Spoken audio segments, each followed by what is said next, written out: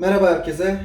Bugün antrikot şiş yapacağız. Elimde 2 tane antrikot dilimi var. Bir süredir dinlendiriyorum vakumlu poşetlerde.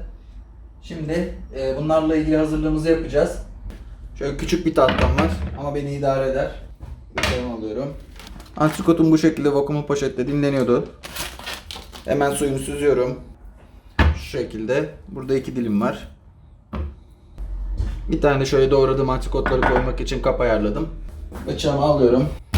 Ve şişe uygun bir şekilde keseceğim şimdi bunları. Çok küçük kesmeyeceğim. Küp küp olmasını istiyorum. Şu büyüklükler yeterlidir benim için. Evet, bu şekilde iştah açıcı görünüyor gerçekten. Bir taraftan da içim gidiyor açıkçası, bunları steak şeklinde pişirmek zaten tartışmasız güzel olurdu. Ama arada insan canı farklı şeyler de yapmak istiyor. Antrikotlarımı bu şekilde küp küp parçalara böldüm. Şimdi bunların marinasyonunu yapacağım. Zeytinyağı ekliyorum. Baharat karışımım var. Daha önce kendi yaptığım. İçerisinde kişniş, hardal, karabiber, tuz, sarımsak var. Bunu kullanacağım.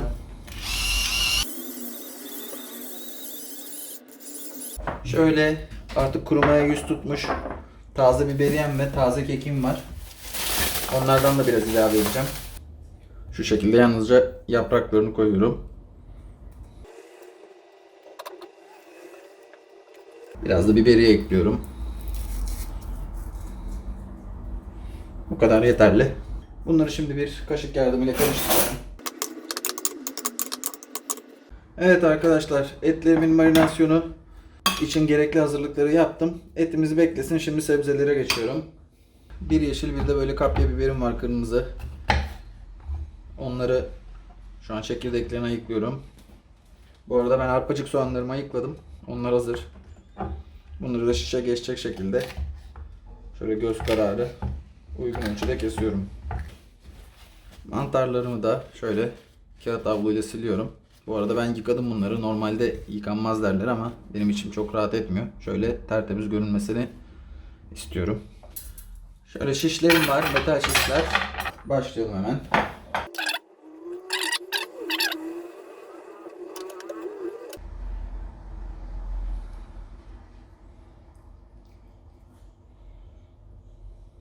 Evet, mangalımızda, daha doğrusu şöminemizi de yakalım. En son burada kuzu kolu çevirmiştik. Onun için bir aparat yapmıştım. Onu da buradan çıkarıyorum.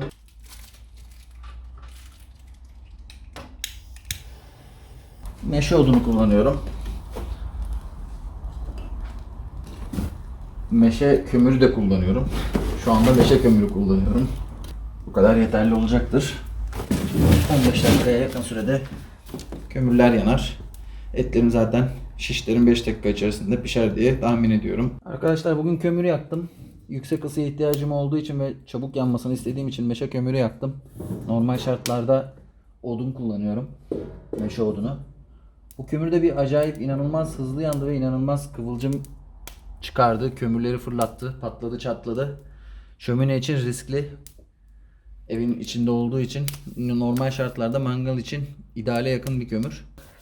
Kömür yandıktan sonra çatırdamalar tabii ki bitti. Sonra geldi gibi. Şimdi daha önce şiş için yaptığım bir aparat vardı, onu takacağım. Şöyle atölyede kullandığımız kaynak eldivenleri var. Onun yardımıyla alıyorum, ısınmış olabilir. Şöyle ateşe yakın takıyorum en alt göze. Şişlerimi de hemen üstüne atıyorum.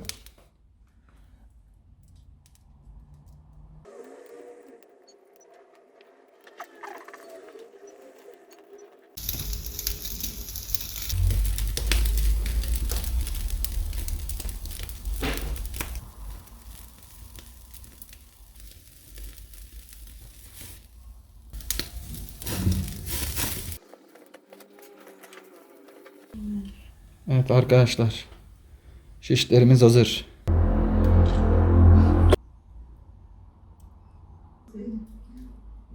Evet arkadaşlar, geldik tadıma.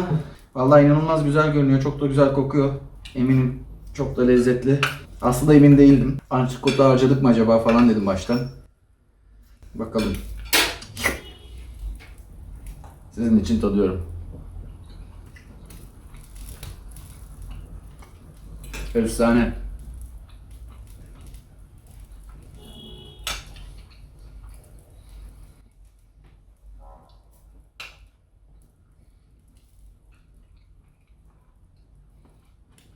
Mükemmel oldu. Denemenizi tavsiye ederim. Denerseniz yorumlarınızı görmek isterim. Instagram'dan da takip edebilirsiniz. Görüşmek üzere, hoşça kalın.